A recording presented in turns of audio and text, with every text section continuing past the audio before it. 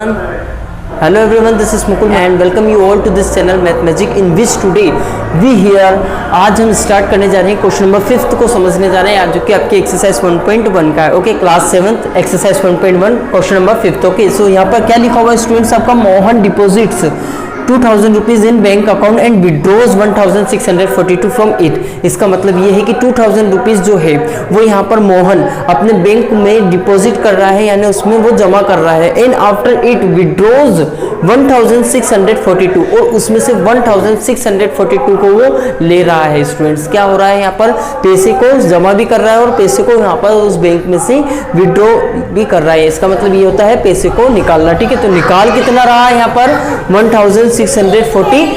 Okay, और 2000 rupees यहाँ पे क्या कर रहा है, वो सबमिट कर रहा है। इसका मतलब है डिपॉजिट कर रहा है। ओके, डिपॉजिट कर रहा है यहाँ पे कितना rupees, 2000 rupees. Then after it, अब इसके बाद फिर यहाँ पे क्या लिखा हुआ है, the next day if withdrawal of amount from the amount account is represented bye a negative integer. अगर अब जो यहाँ पे वो विड्रॉ कर रहा है, यानी कि जो पैसे निकाल रहा है बैंक से, उसको अगर नेगेटिव नंबर से, नेगेटिव इंटीजर से उसको रिप्रेजेंट किया जाए। ओके, क्या किया जाए स्टूडेंट्स, उसको रिप्रेजेंट किया जाए, तो then how will you represent the amount deposited. अब जो वो रिप्रेजेंट, अब वो जो डिपॉजिट कर रहा है पैसे को, ठीक है, उसको किस तरीके से आप उसको शो करोगे, यानी वो नेगेटिव इंटीजर होगा या पॉजिटिव इंटीजर होगा। तो ऑब्वियसली अब आपको यहाँ पे बता दिया गया है कि विड्रॉ जब कर रहा है, यानी कि पैसे जब वो निकाल रहा है, तो उसको नेगेटिव साइन से या नेगेटिव नंबर, नेगेटिव इंटीजर से वो रिप्रेजेंट कर रहे हैं।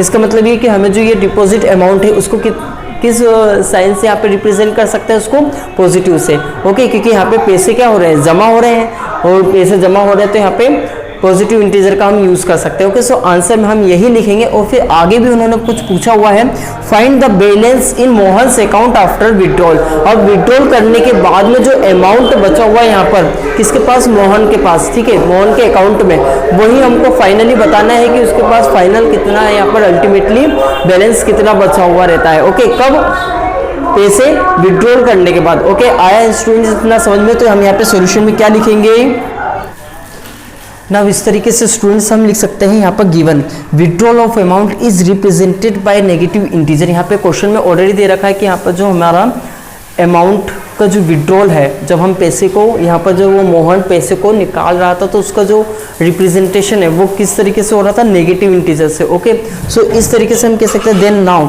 Deposit of amount is represented by positive integer. Okay, जो जमा हो रहा है, इसलिए हम क्या कह सकते हैं हम कि इट कैन बी रिप्रेजेंटेड और it is represented by positive integer. Okay, इतना आया स्टूडेंट समझ में। इसके बाद फिर एक और छोटा सा यहाँ पे इतना पार्ट हमारा रह गया है, जिसमें यहाँ पे पूछा गया है कि find the balance between in Mohan's account after withdrawal. ठीक है, विड्रॉल करने के बाद में फिर फाइनली जो अमाउंट बचा हुआ है यहाँ पर बैंक में, किसके, मोहन के, वो कितना है ये हमको बताना। ओके, नाउ आफ्टर इट, इसके बाद फिर हम यहाँ पे इस तरीके से लिख देंगे। ओके, बैलेंस इन मोहन्स अकाउंट आफ्टर विड्रॉल।